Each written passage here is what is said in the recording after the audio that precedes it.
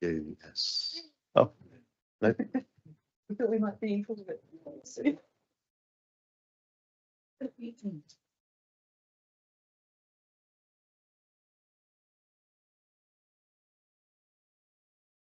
Good morning, members, officers and members of the public. My name is John Cater Clark. To today's subcommittee meeting. The public element of today's meeting is being recorded in line with City Corporation's policies, and the recording shall be retained for up to 1 year. Chair, at item 1, I've received formal apologies from Deputy Caroline Haynes and Deputy James Thompson in advance of the meeting. At item 2, Chair, are the member declarations on the Code of Conduct and respective items on the agenda? Are there any declarations from any members today? Thank you. At item 3 are our public minutes of our last meeting on the 25th of September. These are for decision, pages 5 through 10. Just one for accuracy. I sent my apologies, so I'm there as present, but also my apologies is there, so that needs to be tweeted. Thank you. Thank you, Chief. Chair, item 4 is the proposed amendments to the subcommittee's terms of reference. This is a report of the Town Clerk for decision, pages 11 through 20. Thank you. Thank you, Town Clerk. Members, do you have any questions on this? It's for decision, but now might be a good time also to take any questions if you have any.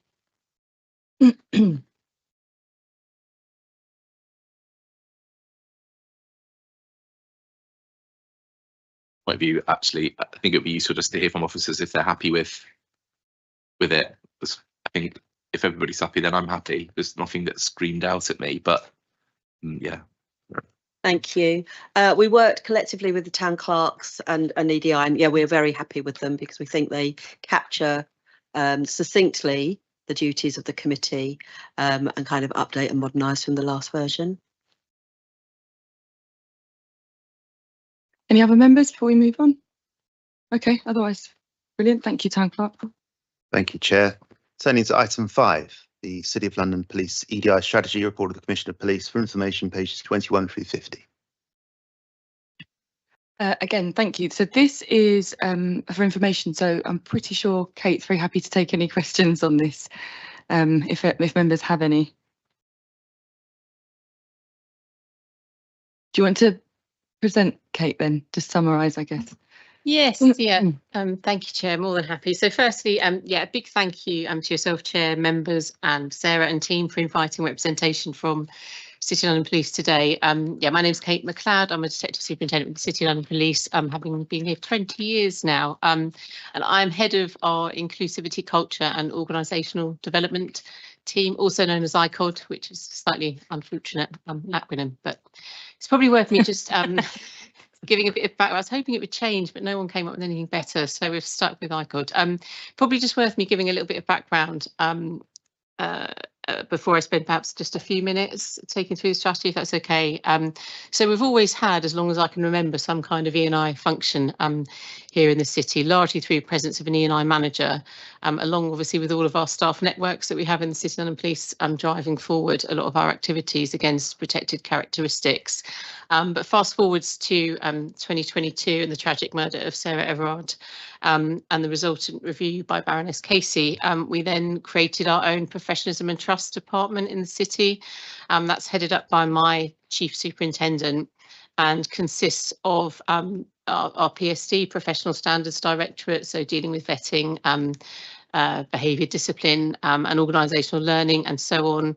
We also, it also incorporates our L&D, so our learning and development strand, which I also oversee along with ICOD. So forgive me, I'm sure a lot of members will be aware of that, but just if it helps as a kind of refresh. Obviously, City London Police, again, you'll be aware, is governed by ultimately the Police Authority Board.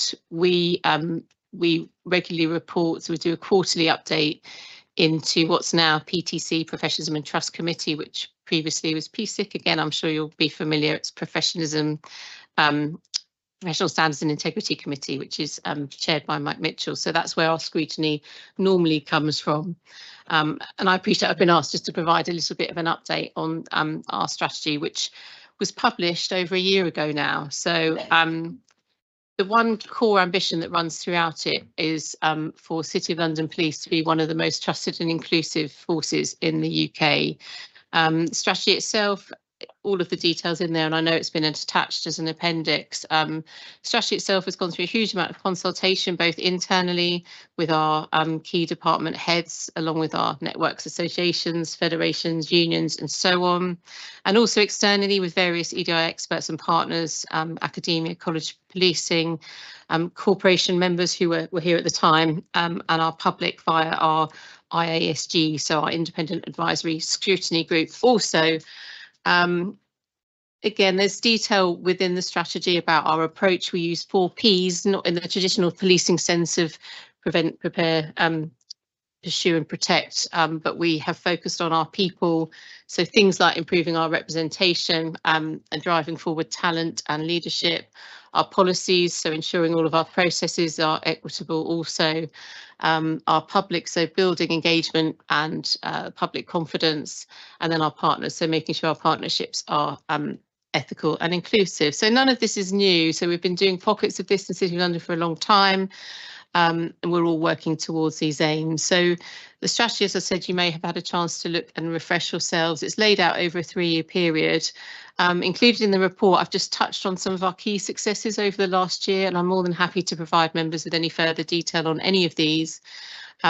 Just to highlight a few, so our ongoing delivery and evaluation of our people, the inclusivity programme, which it's a way of us trying to do things a bit differently with our EDI training. So rather than ordering all of our officers and police staff into a room once a year where they get their EDI training and then we tick a box as a result, we try and deliver this in a way in which people can choose modules based on their own areas of interest, based on their own learning styles and so on. So through that, we deliver sessions from people using their own lived experiences. We use Mentivity, who come to talk to us about the impact of policing activities on members of the Black community, in particular around stop and search and use of force. And Active Bystander, we're the first force in the UK to deliver that as mandatory to all of our colleagues. So some really great stuff within that one programme. We're also conducting a review of our staff networks and associations, so looking at things like governance, budget, and giving them dedicated time to complete those activities. I've mentioned in the report our silver accreditation. So as part of our journey, we wanted to know, and we get asked a lot, how good are you compared with other police forces, which is quite a tricky question to answer. So we've worked with Inclusive Employers, who are an organisation who work with hundreds of other organisations to assess how inclusive they are.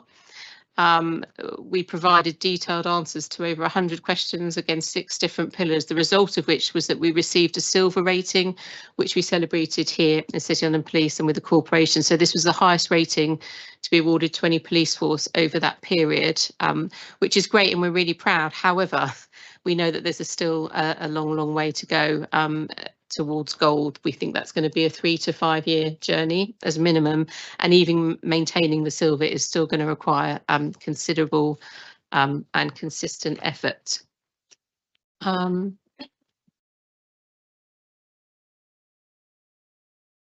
Yeah, a few other things I'll just pick out from this that I think members might be interested in addition to our kind of legal and statutory duties. We've also refreshed our youth IASG, so we've had that for over a year now, but again we've got a group of really committed and passionate young people who work with us, come and visit us regularly, and we showcase different departments and get their ideas and make sure we're including their voices in our policies going forward. 2 things on there that look relatively insignificant, but are huge pieces of work. So my team are also responsible for the coordination of our police race action plan and our violence against women and girls action plan. These again in themselves are really significant, really important, mandatory for all forces, and they require a real force-wide effort and understanding that this work is everyone's business and not just of any one team. We're rolling out cultural audits. We're creating a cultural audit toolkit that's been in place for the last year. We've done a lot of work on equality impact assessments. We also deliver our positive action leadership scheme, so working with underrepresented groups to figure out what some of the blockers are, appreciating that, albeit for representation in City London Police, we're in quite a good place. What we don't have perhaps is those underrepresented groups coming through the ranks and into those more senior grades. So we're doing lots of work there. We've delivered training to all of our senior leadership team, working with Exeter University, again, trying to role model from the top.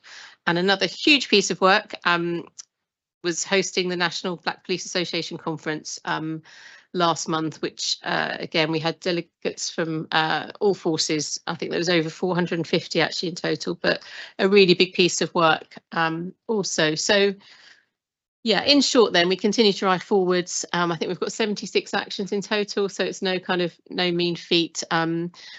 Our kind of areas of focus now really need to be on measurement and impact. So we know we're doing lots of activity. We think we're doing lots of great stuff. What we're still not entirely sure about is actually the impact that that's having. So we need to look at behaviour and what we're doing differently as a result. So yeah, like I said, really proud of what we're doing, but there are many gaps there. Yeah, and finally, really just welcome the closer working relationship we're now forming with Sarah and her team. We're obviously very different with policing, but there are a lot of crossovers here as well. So we know as we start sort of looking towards understanding our baseline and putting in place some of these targets and milestones, that's going to be really, really important for us. So again, really grateful for the traction and mutual traction that we're now feeling. Yeah, so apologies. I think that's kind of there's so much in there, but hopefully that gives members a bit of an overview into what we're trying to achieve and what we've done for the last year and where our focus will be. Thank you so much, Kate. That was fantastic. I have some comments, but I wanted to open it to the floor first. Members, do you have any questions or comments for Kate? Please do. Well, no questions, but just really say what an amazing job you've done and where you've got to. I mean, when I chaired the police a decade ago, it was on one piece of paper, all this in a rather casual meeting, every quarter. So I applaud you for what you've done and the thoroughness of the report. A couple of things. Where is it published? Is it on the police website, this report? This report? I mean, who has access to it? How often is it refreshed? Is it an annual refresher you're doing, or is it the 3-year review that you mentioned? And did the police cadets make an input into any of the report? Thank you. I can take those now. So yeah, the report itself is publicly available, and it is also on our website as well. It will be refreshed in 3 years. I think one of the things that we're talking about quite a lot at the moment is whether we've got the measurements quite right within there. The things we've said we're going to measure, are they actually going to show the progress we want? So we're in conversation about that. So it may be in line with those conversations that we do an earlier review than is planned. Yes, and in terms of the youth IASG and cadets, yes, they were certainly consulted as we work towards it. But again, I'd like the look and feel of the next iteration to be a little bit different. And yeah, hopefully we'll have more time next time. But those are great points. Thank you, sir.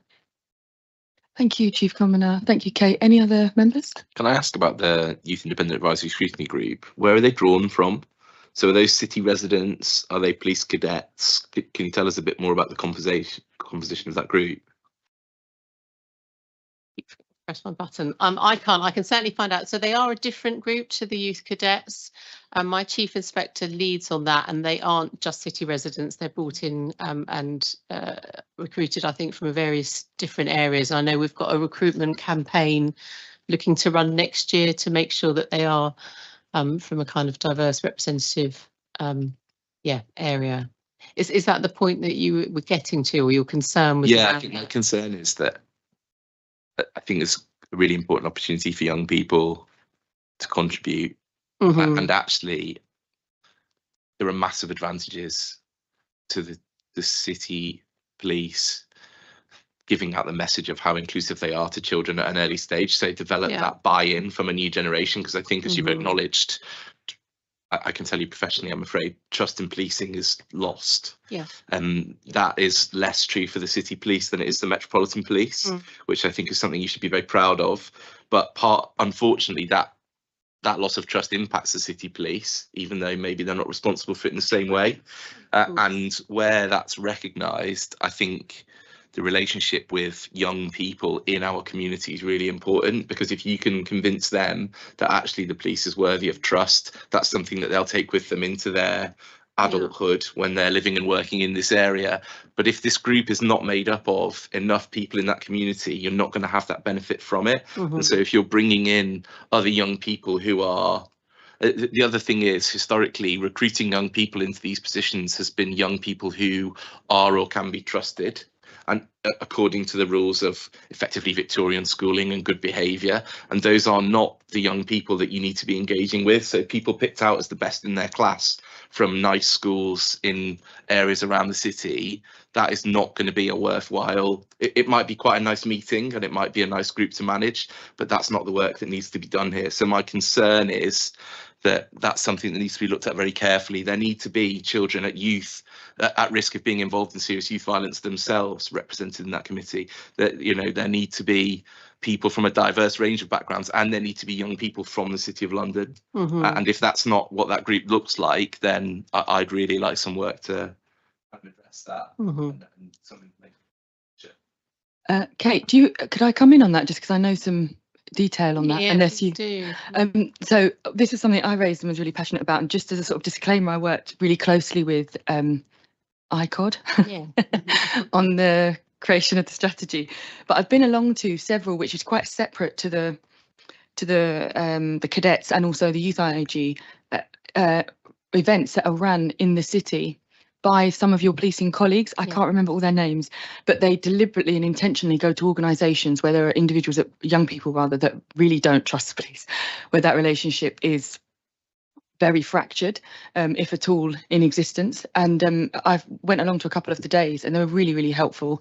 There was lots of exercises, things like shoot or not to shoot, actually trying to get young people to understand some of the, I guess, the challenges that policing have to try and, I guess, mitigate against some of the rhetoric that they might hear, but also to try and create a relationship, especially tackling things like county lines and other serious youth, I would call coercion and grooming. So it would be really good. I can't remember the name of the gentleman off the top of my head. Yeah, so it's a chap called Sachs who leads on our outreach work, and there's actually one of those events happening now with Unum, which is where I'll be going after this meeting. But your comments are so appreciated and really valuable, because I'm also trying to bolster resource in that area alongside our work experience. We need to refresh how we do work experience, because I think we're missing a lot of opportunities there by some of our selection processes, as you've kind of alluded to. So yeah, really helpful. Thank you. I think it'd be good for you to also go, just to get a sense of those young people, because I found it really useful, because I thought it was going to be young people that already quite like the police, but actually it was people that were very critical of the police and didn't have a very strong relationship or idea of them as to much to what you've just spoke about. So I think you might also find it beneficial. As I say, Kate would be a better place to loop you in, but I found it really beneficial sitting at the back and watching. I'd love to do that, but also it will be really nice then to see in these reports in a year or in 3 years' time, when the process is being reassessed, what was the contribution, what was the learning of the police of the experience of those young people. So what's changed as a result of listening to them. So not just that there have been meetings where they're said to have been listened to, but what changes have been made to policing as a result of the input, because again, otherwise it's not really doing anything. And that's my concern. And you know, again, I hear what's being said. Like, I think it's brilliant to help people understand the difficulties that an armed officer might have in deciding what to do in the moment, but equally that, you know, that learning needs to be kind of two ways. And yeah, so just as an example, Chair, you raised the county lines. I do a lot of that work professionally.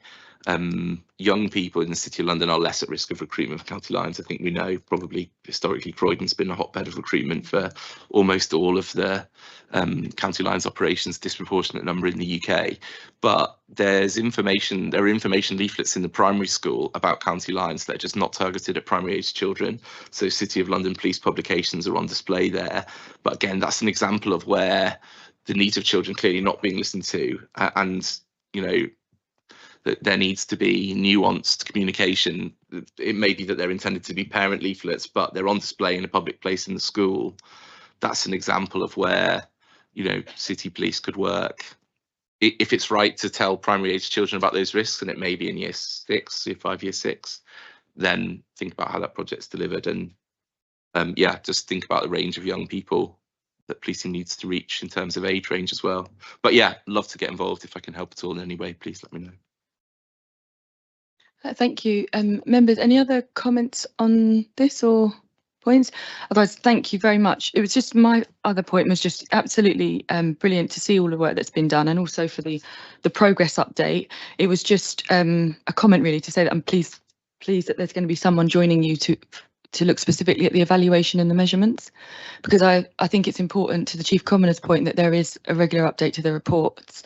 And of course, in order to see this strategy come into fruition and be able to get any impactful measurement, you do need the tenure.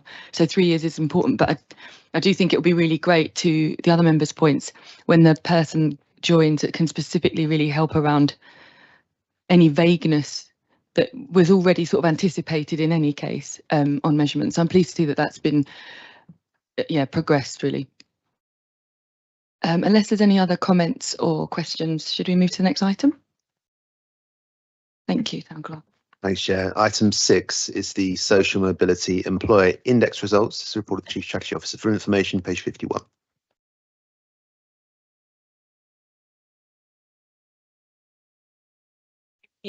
This is a relatively quick update and hopefully a very positive one.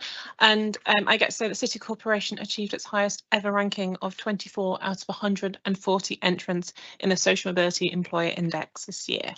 It's an increase of 34 places since last year and 62 since 2023, which is on table 1. It's the highest ever ranking of a local authority since the SMEI began. And the trajectory coincides with the change of City Corporation's priorities.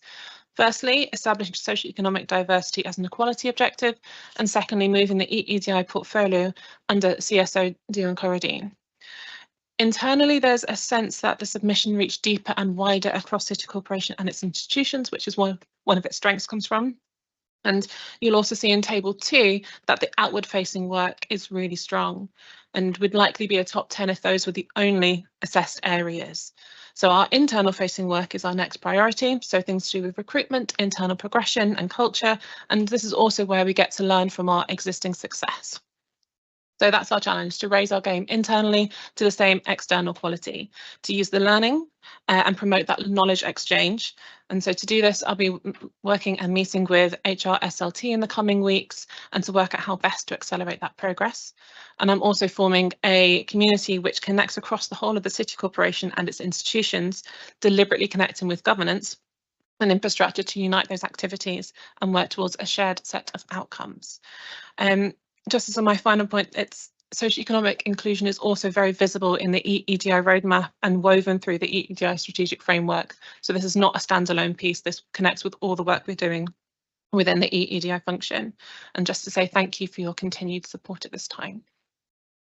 Thank you very much. Members, any comments or questions on that before I come in? Only in table 2, it seems like data collection's a bit of a poor outlier. Why do you think that is? And yeah, is that just a question of like not knowing colleagues' kind of situation enough and not having enough reach in the surveys? I'm happy to respond at this point. I think this is more than just about the social mobility data. This is about other data points as well. So being where we are within many different transformation projects, including a move over of HR data to a different system, the activity we could do to try and drive up that disclosure rate and completion rate, we need to get the timing right so that when we run this again, we can have more people tell us. There's also a trust element. Our colleagues need to be able to want to tell us and to know what their data is going to do, inform this, help us make good ideas and initiatives. So it's a bit of a mixed picture on where we are with that. On social mobility specifically, we've only been collecting that data for a short amount of time. Those questions were only introduced, I think, 2 years ago. And what we've seen is a doubling of that data. Yeah, if we were on that same trajectory next time we did it, we'd be at 60%, which would be great. But I think there is the HR issues that the corporation's experienced have impacted data collection, but we have windows of opportunity in the next 3 or 4 months where we really hope to drive up that data collection. Thank you. I just had a comment, which was just because I've been a part of this journey really for a while. I recognise what's gone into the efforts to get us to 24 out of 140, which is very impressive. I guess the points that you're prioritising, is that with an aim to get to a particular rank that we're going to feel more? I know obviously the ideal is that we're top of the league, but is there something that's going to show an indication for you beyond some of the internal work that we've actually hit some of those measurements? So we're wanting to be number 10 or number 19 by a certain point to show that, or we're not using that measurement. Just be great to know what the plan is in terms of recognising we have improved aside from just the ranking, if you like. I think that's such a good question, and one where I was pondered whether posting that back to the members and that what are your ambitions. We've gone up to the top 25% of all the entrants, which I think is a very lovely place to be, but what is the ambition we want for City Corporation? And what are the outcomes you want to see, probably more importantly than the ranking? Please do. Thank you, Chair, and morning, members. I think the short answer is no, there is not a set number that we are aiming for, partly because the number of organisations that fill this in and contribute to it vary year on year. So if it happens to be a particular year where not many complete it, then that might affect where we go in and we flip that in return. I think the biggest thing, and under previous chairs, was around the impact that we achieve as a result of the work that we're doing, which then materialises in what ranking we have. And I think the biggest part is if we can see a shift, and this is where the measurement and data bit comes in as well, but if we can see a shift in being able to articulate what is the sustained impact and outcomes as a result of all of our activities, that will naturally push us up the league table, I would suggest. We said and we agreed with this committee that we would do this every 3 years. So there is something about not just having the tick box exercise, that risk of falling into the trap of we've improved data collection, but what we haven't improved what we're doing when we've collected the data. So in that 3-year period, a lot can change. The numbers may go up or down, but what I would be looking for is what impact has been achieved as a result, and how does that play out in terms of internal and external experiences around socioeconomic inclusion, and closing the gap and the variances between that. Thank you very much. I guess as well, what I always get anxious about when we have data is you've got the quantitative data, which says where we are, and then you might do a survey and you can't capture that people feel like that, that they feel that their socioeconomic background hasn't in any way been a barrier for them. So I think it'd be really great as well to in some way be able to capture both qualitatively how people are feeling about that as much as the data says. So in the staff survey that we run regularly, there are questions that allow us to analyse by socioeconomic background, and we've included those specifically to be able to do that.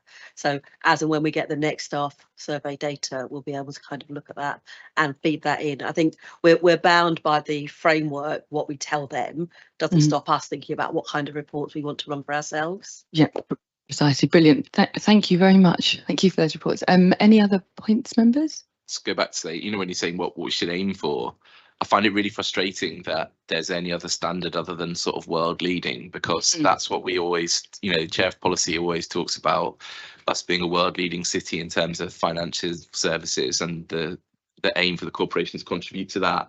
To think that we should have any lesser standard in this committee or any of our other delivery of services, I think is wrong. And so I certainly think that we should be aspiring and deploying our resources to make sure that we can be as high up any of these indices as is possible for us as an organisation. So yeah, if we should be cheerleading that we need to be reaching that same standard across the corporation.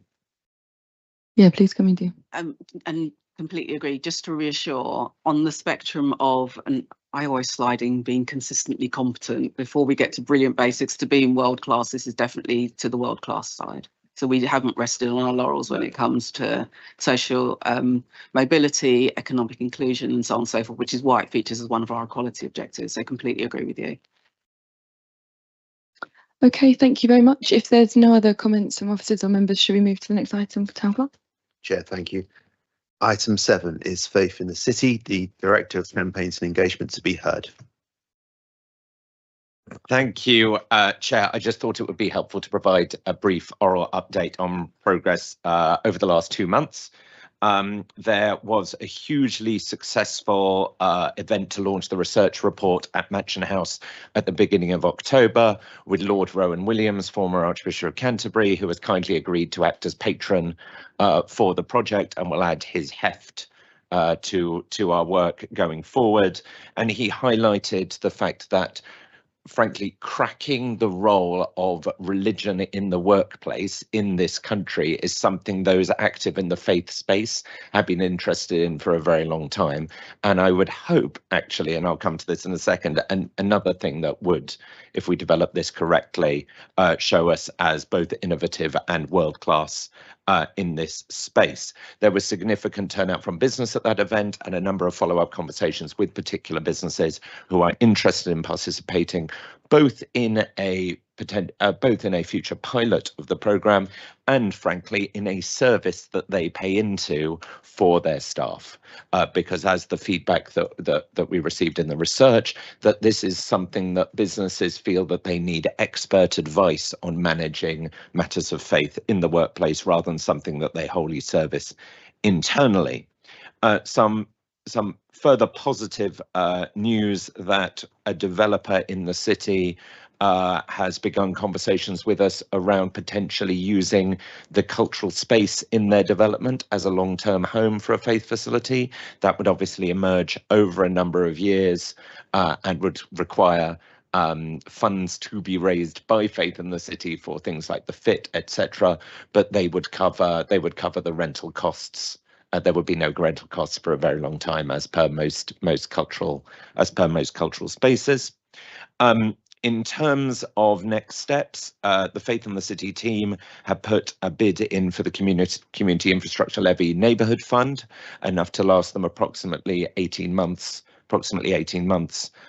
for a pilot. The mood music around that is very positive. Obviously, we have the huge amounts of research and over 1,000 people collaborating so far in the project from our community that supports such a bid. The next steps towards the end of this year, early next year, we'll be putting together the advisory group, which was laid out in the paper that was approved by Policy and Resources and was seen by this committee at its last meeting. That will be a group. You want to strike the balance right with having diversity within the group whilst keeping it small enough to be effective. But that will be elected members, figures from business, figures from philanthropy, who can frankly lay the groundwork for starting a campaign around putting around the next stages of this project. I also wanted to highlight the sort of the interest in this project we've had from elsewhere, from outside the city. We had the Organisation for Security and Cooperation in Europe hold a roundtable here a few months ago on the back of this report. A very interesting project they are engaging on in looking at the attitudes of young young people from the Muslim community and Jewish community, and increasing dialogue in those between those communities. We also had interest from the regional government of Berlin, who I had a call with a few weeks ago around they are building a Three Faiths House project in Berlin that has similarities with this project. And then we are meeting a parliamentary group from Abu Dhabi next week, and they have the Abrahamic House in Abu Dhabi. So there are a number of municipalities, regions where they're looking at exactly this question, and actually there is a community of interest there internationally around this. Just on specific community engagement around faith, the city belonging networks for particular faiths continue to grow. There is actually a city Muslim network event this evening. There is obviously the Guildhall Hanukkah event in next month, where we have a partnership with the Board of Deputies of British Jews to deliver what should be our best ever event for that. In the new year, we will be setting up a Christians in the City network and are working with the area dean and rector of St Charles Cripplegate to deliver that. In terms of Dharmic faiths, particularly Hindu and Sikh communities, we actually polled our mailing lists of Hindu and Sikh community members to ask whether they would like those groups served separately, or whether they would prefer a South Asians in the City network. The poll came back saying overwhelmingly that they wanted a South Asians group rather than dealing with those separately, and we're setting up a steering group. To serve that. We were also, and I just want to refer to the excellent work of Kate and her colleagues in the response to the Manchester synagogue attack. We were able to engage in some significant work between City of London Corporation and City Police in sending reassurance messages out very quickly to our Jewish community following that terrible attack. We got many positive messages back.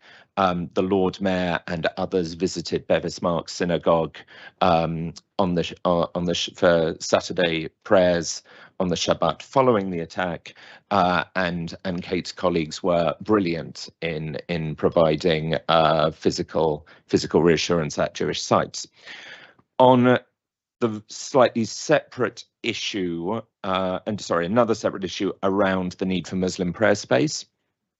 Faith in the City will take some time to come to fruition. We have an immediate need around Muslims prayer space, and Councillor Bakth has been pressing colleagues firmly on this. We are in discussions across the organisation to identify what large spaces could be used, particularly for Friday prayer. Thank you, Mark. That was brilliant. Really in-depth update. I have some comments, but I'd like to bring it to the floor first in case members have any questions. Welcome. This is great news. I was slightly nervous that this project might be derailed at the Policy Resources Committee. In fact, it nearly was. But I think what has been achieved thus far demonstrates that the support that we've given to Mark, to the colleagues that have been working on this, has been absolutely the right thing to do. And I'm just glad that it is moving forward. Thank you very much.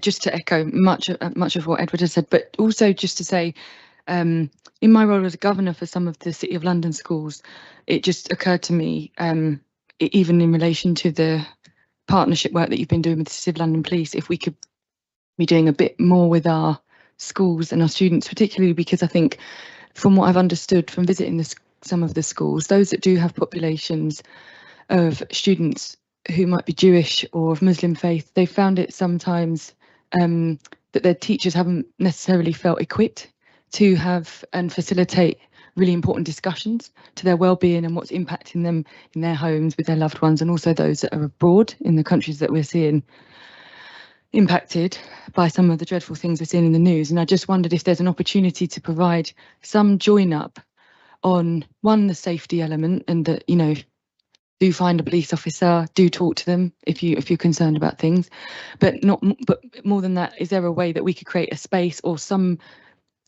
facilitation in a way of healthy discourse in those schools, so that teachers aren't anxious about actually saying something, because it sounded as if they were quite anxious about saying something that was Islamophobic or anti-Semitic through a lack of education and what that might translate to for somebody. So I wondered if there's an opportunity for us to just do a little bit more around that. And the other point I was going to make was making use of what I'm finding we have funded through the Infrastructure Levy Fund. So the London Museum Studios provide, I believe, between Monday to Thursday, free space for absolutely anything if you become a partner. It could be a meeting, it could be a wellbeing session. And while I appreciate we need a larger space and on a Friday, I wonder if there are those in the square mile that might like a free space to have a safe conversation about matters related to faith. And if we might be able to go to those, yeah, what we're already funding, you know, and make some introductions to key stakeholders across the city that may have been in touch with you to say, you know, are you aware of this available and free resource? Thank you. Just to pick up those in turn. Firstly, I think I'm going to hold my hands up that I haven't thought of the schools link, and I think it's a brilliant one. And I think that there are a lot of people that we're already engaged with that we could bring to the table around that.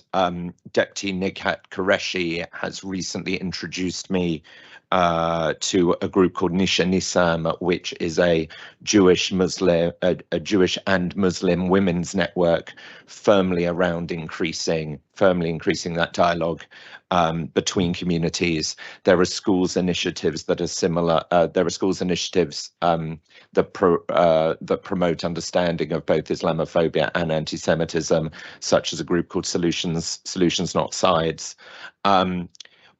I think it would be very interesting, probably in the new year, to explore whether we could bring young people from our schools into the city for some discussions around faith and around these issues. And I know those we've been collaborating with on the Faith in the City programme would be very interested in doing that, as well as potentially building our schools and young people into the Faith in the City programme as it develops from inception.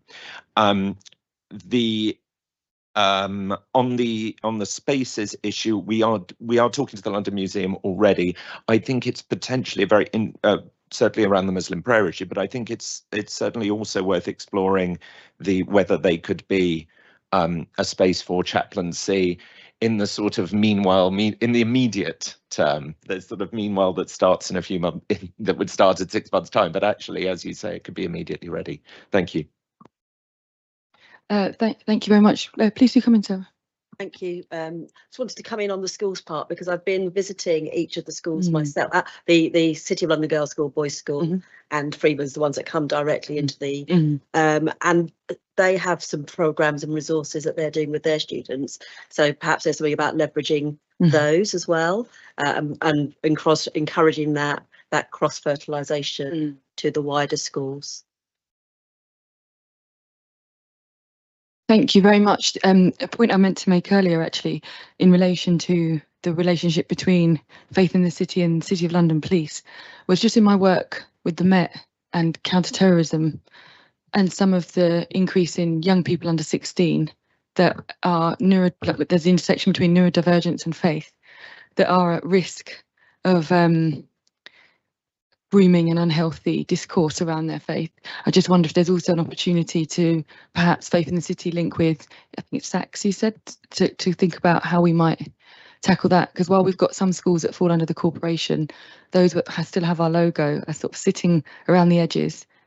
And there have been some challenges that have come through some of those schools. And I wonder if we've got a unique opportunity to come together on that and see if we can provide some solutions and resource. I'll definitely take that away. Thank you. Okay, thank you. If nobody else has any comments or thoughts, should we move to item 8, which is the... Thank you, Chair. Yes, item 8 is the EEDI strategic framework. The Equalities Director to be heard for information.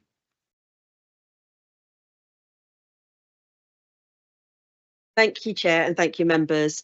I've got an update in 2 parts. The first is to update you on the development of the wider EEDI strategic framework. You'll remember that you approved it in principle in the September meeting, and since then we've engaged widely with officers to refine the framework. And you'll remember that it supports corporate priorities and aims for proactive, transparent EEDI delivery. I'm really pleased to say that the feedback has been overwhelmingly supportive, both in terms of validation and in constructive challenge. Colleagues have welcomed the materials and the engagement channels and the opportunity to be part of the conversation, and we really thank them for it. There are some areas where we can make improvements, and I will discuss those when we get to opportunities. And I should have said I've got a kind of report in two parts, because this is about the framework, and then I've got a separate piece about the delivery roadmap. So I do have a list here of all the people we've engaged with, but I won't read them out to you. But if you want to know, I can obviously tell you. In terms of the themes from the feedback, it's been well received and seen as a significant step forward. The strategic pillars of vision, delivery and connection resonated well with consensus on the importance of collaboration and communication. People felt that the framework will support coherence and impact focus, but also provide space for local adaptations. They really welcomed the EDI operating model, integrating with the people strategy and the corporate plan, so that we will establish a unified language rather than disjointed pieces. We've had specific discussions with key enabling departments like HR and DITS, and to my shame, I don't know, DITS is Digital Information Technology Service, to identify alignment, and all three of us have really strong appetite for partnership working. The federated service model that we talked a lot about was really strongly endorsed and welcomed, both in terms of ensuring shared standards, but also in terms of collaborative implementation. And that idea that the centre can provide leadership and steers, but it really needs to have local relevance. It was felt to establish a platform for sustained measurable EDI impact, and that it had been well informed by the EDI review and various other evidence bases. Particularly things that struck well was the fact that we considered the needs of non-desk-based workers and contractors and third-party relationships, because the city has so many different kind of models of working with people. But there was also a really strong interest in the delivery details and ensuring alignment with existing city programmes. In terms of the kind of opportunities or the areas that we could improve on, we must ensure that we've got a compelling narrative that really articulates the purpose, the vision and the impact and the benefits of our EDI work for our internal audiences, but also for our external communities. We need to help everyone understand what will be different in the future and how this work will benefit them, whether it's as a manager, a colleague, a staff network member, and really critically how it will benefit those that we serve. And there's definitely a need to help people see how we are improving things rather than just ticking compliance boxes. And I think one of the things that the internal socialisation has really shown is that while we have a natural, strong internal workforce focus, there is less innate ability to think about how to do it externally. So our programmes will focus on building capacity and working out how we better develop that external lens. There's a real demand for practical resources and clear metrics, and these will be built in alignment with the corporate plan and strategy. And we had a meeting with our police colleagues on Monday, and we'll be doing some of that work together and in partnership. One of the key things that came out was around the need to really ensure that we embed accountability for EDI, and that needs to be across all roles. People would like to see that integrated into job descriptions and performance objectives. And we will obviously talk as we develop our processes with HR. We'll talk about that. And as we develop wider resources, we'll do our absolute best to ensure that signposting and guidance are produced. Delivery success depends on the clarity of those performance measures and the capacity in each area, plus being able to learn from the feedback in flight. And it's particularly crucial that we understand and connect with the enabling functions. When I come on to the second part of the report, I'll talk quite a lot about how we plan to enable the enablers. But one of the areas we need to consider, and again, there was strong feedback around this, was the existing change load, capability and capacity for staff, and how we phase our work to optimise the impact. So today, very happy to hear any further feedback that you've got on the framework, and we'll be continuing to refine that with a focus on clarity, accessibility and practical application. We will go back to all those people that have given us feedback to help them see how we've listened to the feedback and what we've done with it. And we'll be developing a visually engaging roadmap that shows what to expect when over the next 4 years. And I'll talk to you in a bit more detail about that in a minute. One of the critical things we'll have to do as part of that is to map the dependencies with all the other programmes in the city. So that's it for this section. Really huge thanks to all of you and to all the people that have contributed. I feel that we have a framework that is both ambitious and grounded in the realities of our organisation, and that's been validated. I can stop there for questions and then take the roadmap separately, or I can carry on. Thank you, Sarah. Members, did you want to ask any questions, any comments? I was just to say thank you very much for that that update, and just to say I think the where we've come on this journey and where we've got to is just, yeah, I'm nodding. It's just so impressive, and I'm so pleased to see the collaboration. It's something we've always really wanted to see, much more joined up and, you know, one approach, if you like, to the way we do things. I'm really pleased that every time we come to these committees, that's becoming more and more evident that that's happening. And it's not been easy. You haven't necessarily been here that long, but to get it all together and to be able to get us to here, I just think is worth definitely commenting on, and to say a very thank you for that. Did you want to continue with your report? Thank you. And before I continue, I must say I've managed to build a really excellent team, and and then colleagues around the organisation are really keen to work together. Lots of places had good colleagues. They were waiting for something to help connect. So the second part is around the strategic roadmap and delivery plan. Our mandate is to embed EEDI in all that we do, aiming to be the most inclusive city possible. And to do that, we've already, as we've just discussed, developed the EDI function, and we've been working in partnership. And that collaborative approach has underpinned the framework. So what I want to do in this this piece of the update is to talk to you about the roadmap as we envisage it, so that we can bring it back to you in February and get your kind of, I suppose, approval of the broad direction we're taking. And I've structured the update to think about the purpose and vision, the benefits and the impact, the strategic context, and how we will utilise the components of the strategic framework. The roadmap will enable us to translate strategic intent into measurable outcomes, setting clear work streams and timelines, aligning with our corporate priorities. At its core, it's about moving from intention to action and making it real in every part of our organisation. This approach has provided clarity, and it should enable all stakeholders to shape change and support a more inclusive and psychologically safe culture. There are really clear long-term macro benefits to take us on that pathway to excellence, which you were kind of talking about earlier. I'm really moving from beyond compliance to becoming a sector leader. And we obviously already see that in the Social Mobility Index, but how we lift everything and also build the confidence and affirmation from our staff that they would confidently say that as well. We are shaped by the complex and evolving context, both locally, nationally and globally.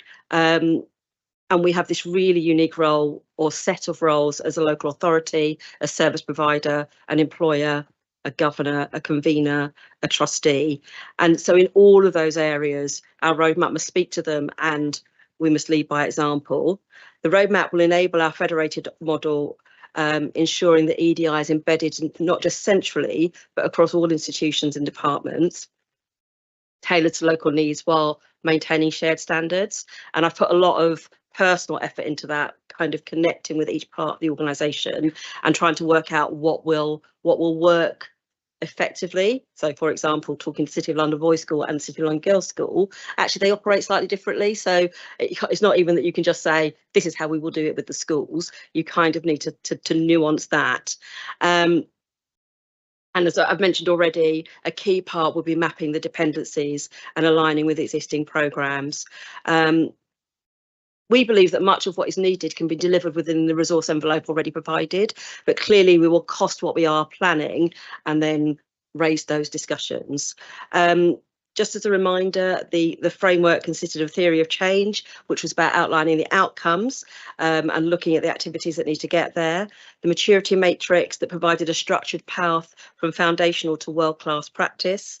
The service model about what the roles and responsibilities are, and then the network approach, which is about empowering networks as partners of change.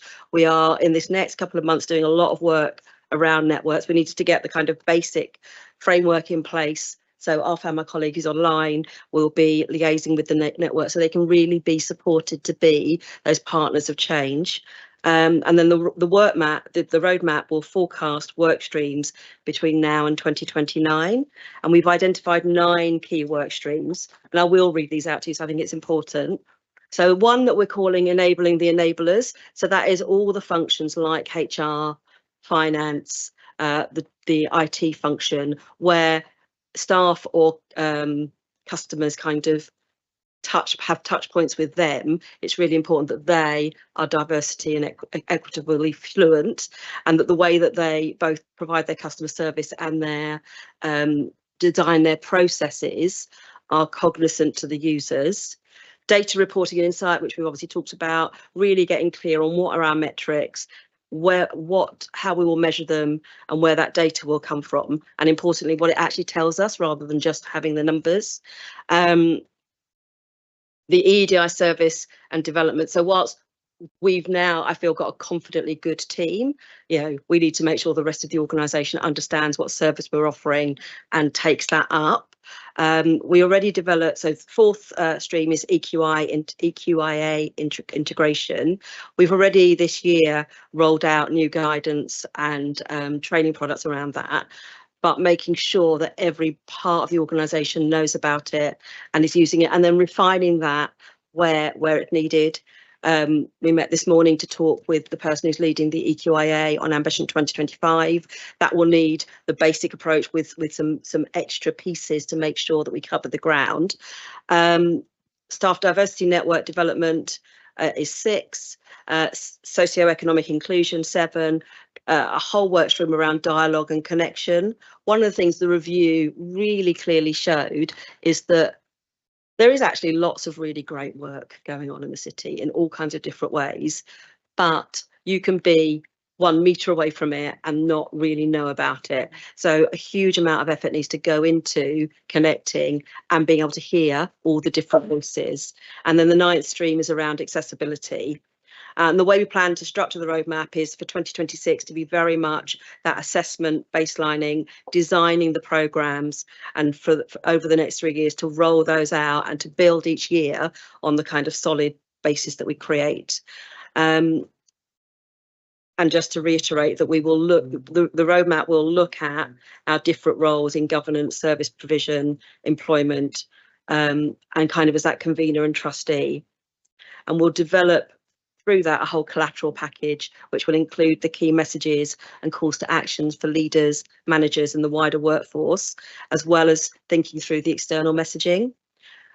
So that's kind of what I wanted to tell you today. I'm really looking forward to any feedback. If you've got any insight or what am I trying to say? If this has happened elsewhere and we can learn from elsewhere, clearly that would be great.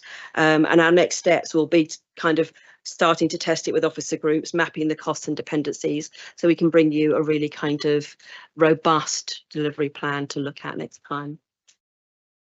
Thank you. Thank you very much. That really detailed report, and it was brilliant to see that so much of what we've discussed in previous committees have already been taken on board and in train. Members, any comments or questions? Yeah, I think, yeah, great. It's hard not to get excited about what we might do after we've established what the baseline is next year. So, it's really difficult not to kind of think ahead in that way, but it sounds like a really excellent plan just to sort of establish where we are before we can kind of think about how, like, priorities for improvement. I just wanted, I suppose, to raise the 2 biggest risks that I see in terms of delivery of service that seem to me that we might need to think about. I know they've been thought about already, but things like procurement and employing people. So those are the two things that, if they go wrong, are going to lead to the slowest future change.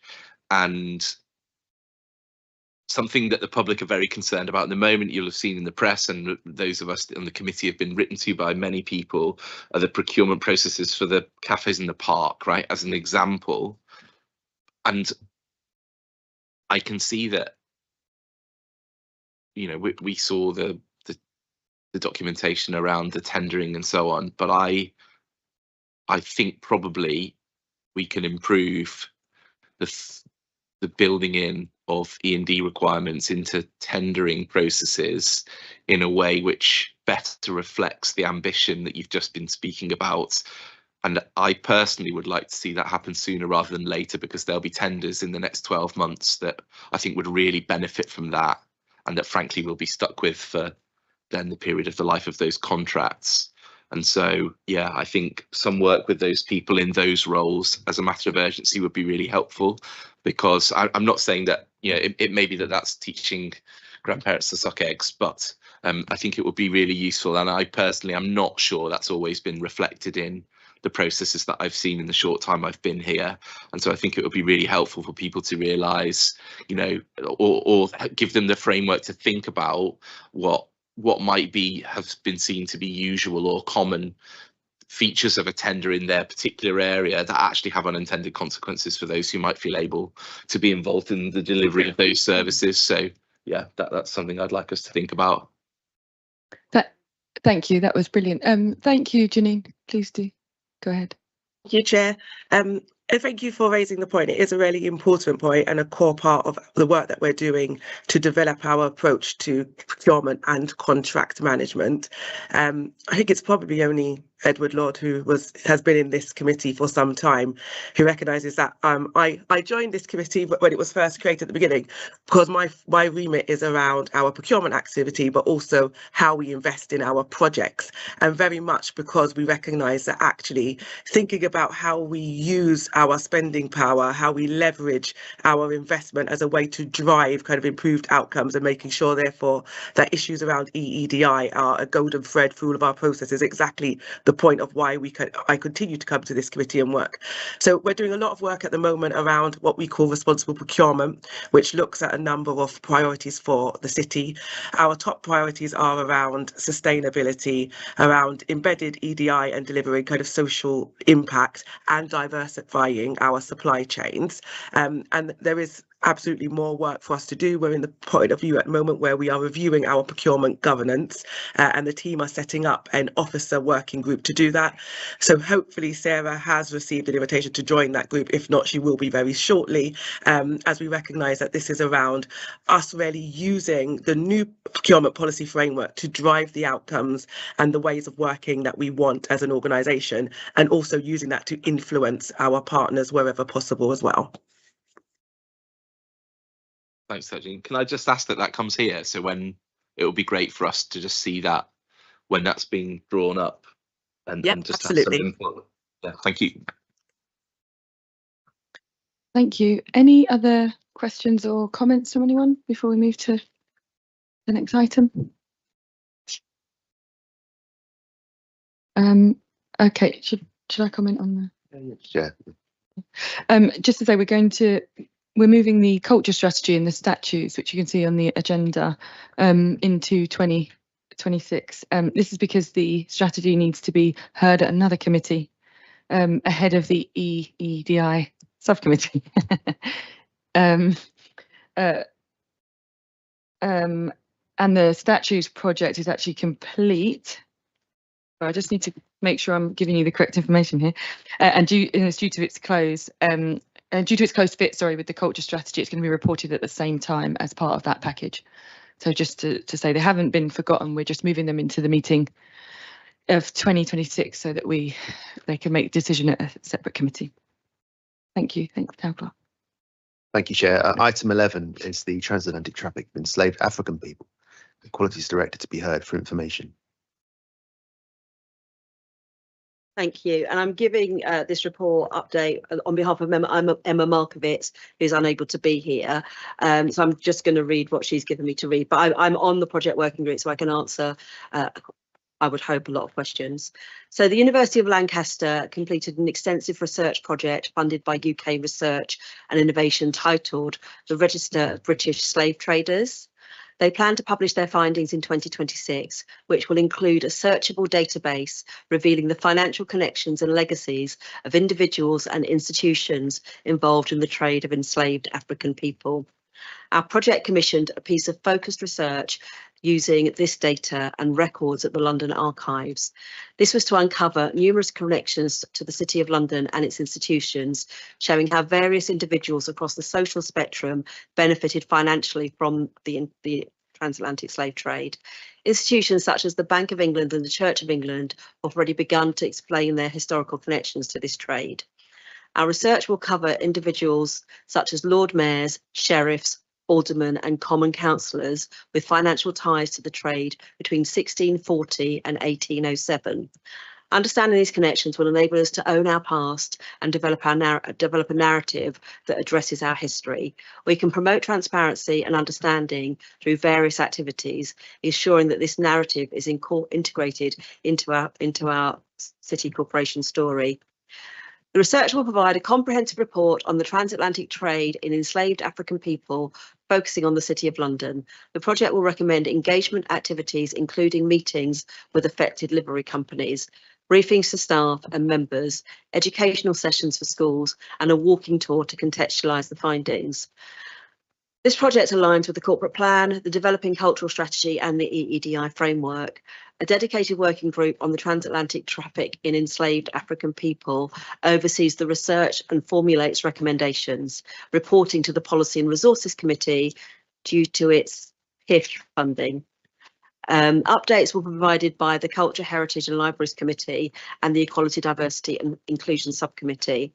Building on the Revealing the City's Past project and the Tackling Racism Task Force, this initiative represents a significant step in understanding and addressing our history. It mirrors efforts in cities like Amsterdam and will facilitate corporate agreement on subsequent actions. The report will be delivered to the project working group, who will be responsible for bringing forward the recommendations to P&R in early 2026. And clearly it's relevant to this committee, and if there, as we are due to receive the report relatively shortly, if you want to give kind of insights or questions or steers of things you think we need to think about when we receive that report, that's a great opportunity for you to do that. Thank you very much, Sarah. Members, did you have any comments on this item? Well, I'm just pleased that we're doing the work, and it's been one of those sort of unspoken issues in the corporation for such a long time, that I'm pleased that it is moving forward. It will be good to be regularly updated with how the work is going. Can I just check, is it anticipated it will come to us once it's finalised, but before the meeting in 2026? Is the next meeting February?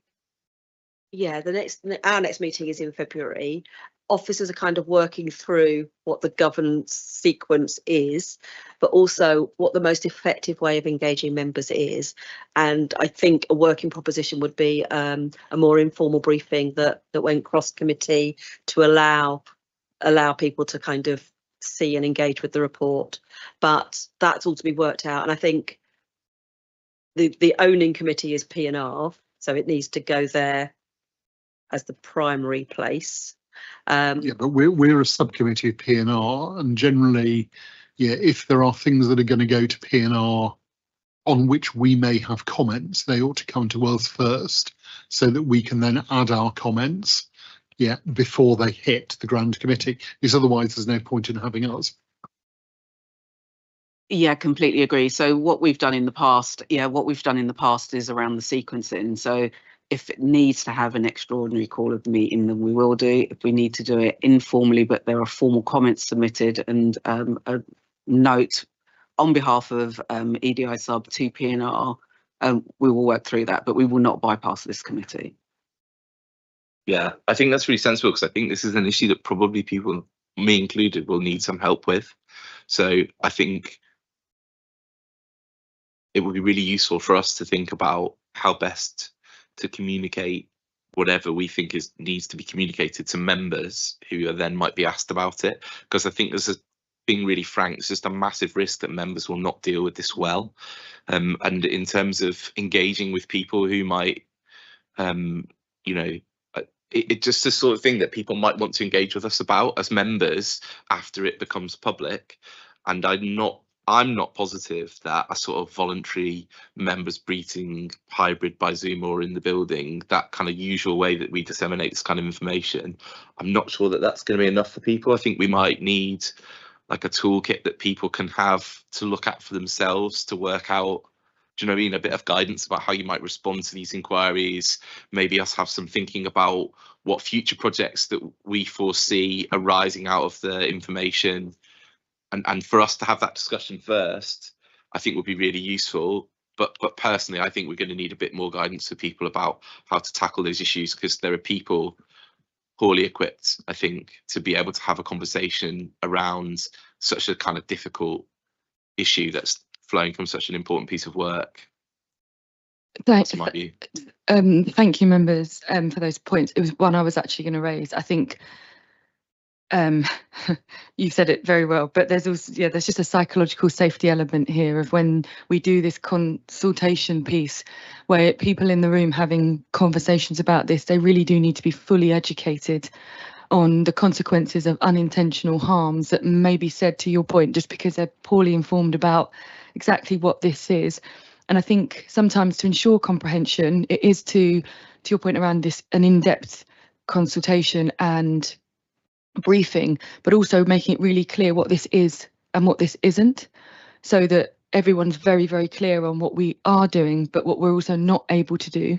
Because I think once you start to be very honest, because I think to your point, Sarah, it's important, this is a big transparency piece, but it does then raise the risk of people wanting consequences for that transparency and accountability, and that looks very different to different people based on how they feel about what may be revealed through this transparency. So we need to manage the expectations that of people that might come out as a result of what we find, and also provide everybody who's impacted, whether it's those that live and work in the city, officers or members, with the right discourse and communication to make sure it's a very safe, insofar as we can manage, way to communicate this. Because you're quite right, being stopped and asked about this and the wrong information going out could undermine all of the efforts that have been made by your team and others to safely deliver this work.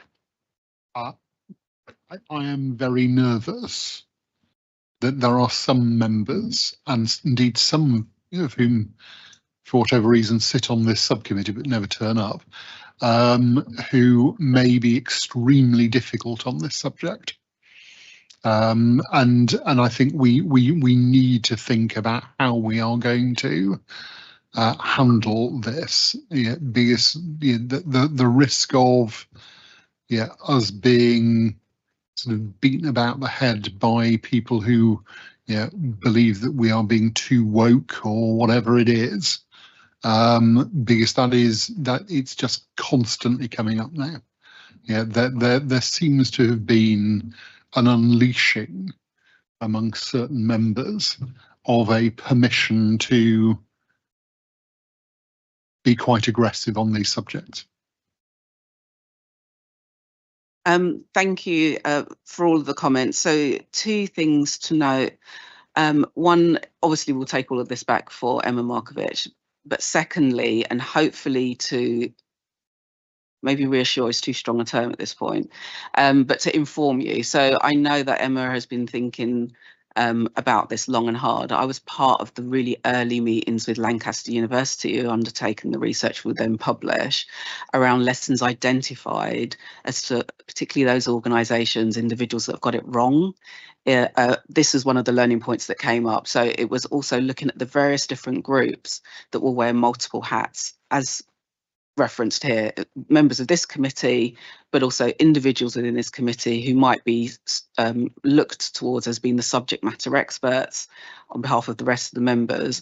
There was also questions around support to individuals and families that are impacted. We do have legacy issues around this and considerations on how best to support those as well. There was a lot of conversation around the mayoralty and the succession lines in the mayoralty. And again, that might call out individuals and families. So there were a number of different areas, each one being treated as individual groups that will need tailored support over an extended period of time. So it won't be just, what I don't want members to take away is it's an informal briefing session, off you go. You're on your own.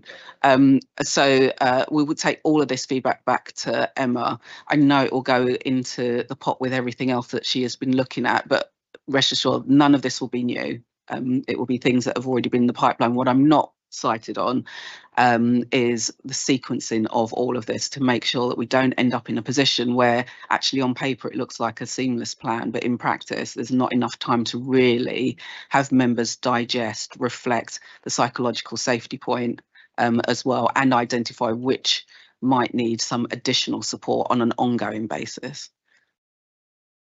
Do we know when the Lancaster data, is there a publication date for that known? Early 2026 is what it says in here. I can go away and find out what more specific detail there is. I'm just starting to think now, I'm a bit worried that this is actually quite close.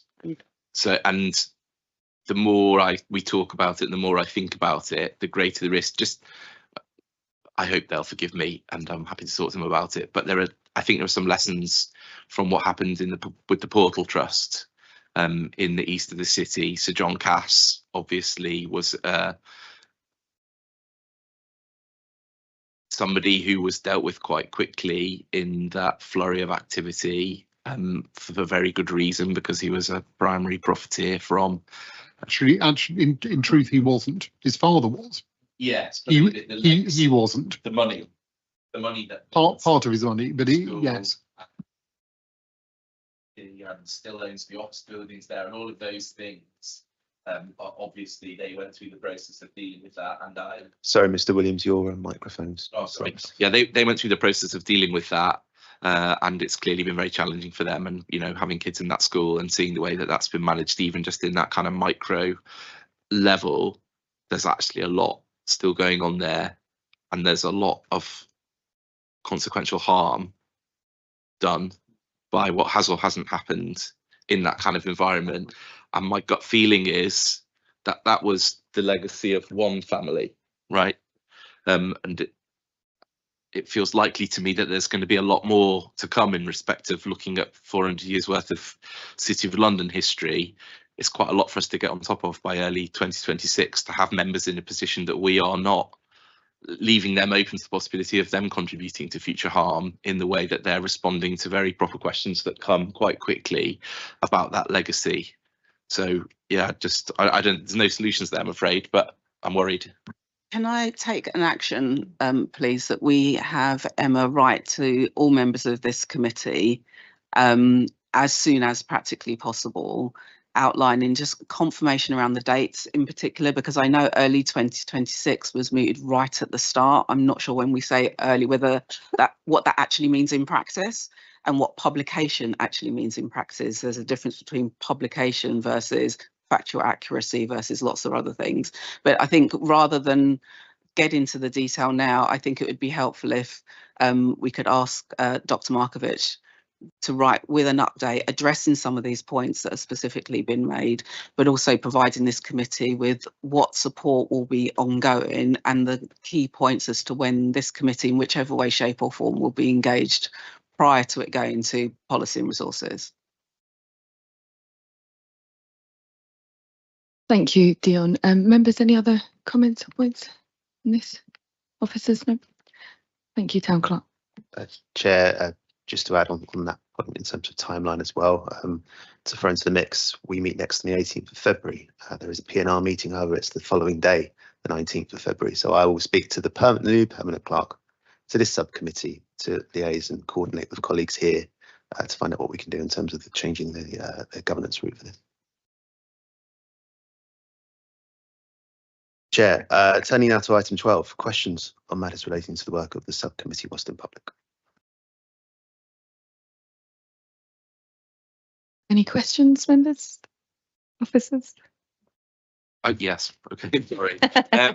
Only at the ponds, probably. That's the other thing that we are, those of us in Hampstead Heath, also being contacted about. Is that, are we going to be in time to have something for the February meeting in respect of that? Do we want that in public or non-public? Oh, sorry. Yeah, so in public, I'm able to say the consultation closes, the public consultation closes on the 25th of November. Plan is to be able to report back findings, headlines, the several thousands upon thousands of feedback received to date. So it'll be early in the new year that there will be some updates. There will be an update by the February committee. So yes, in short answer. So I can say that in public. That's great. Thank you, members and officers. Town Clerk. Chair, thank you. Item 13, any other business that you consider urgent at this point? Any other business members? Not for me. Thank you. Item 14, Chair, is the exclusion of the public. Are members now content to exclude the public at this point? Thank you. Bear with me, members.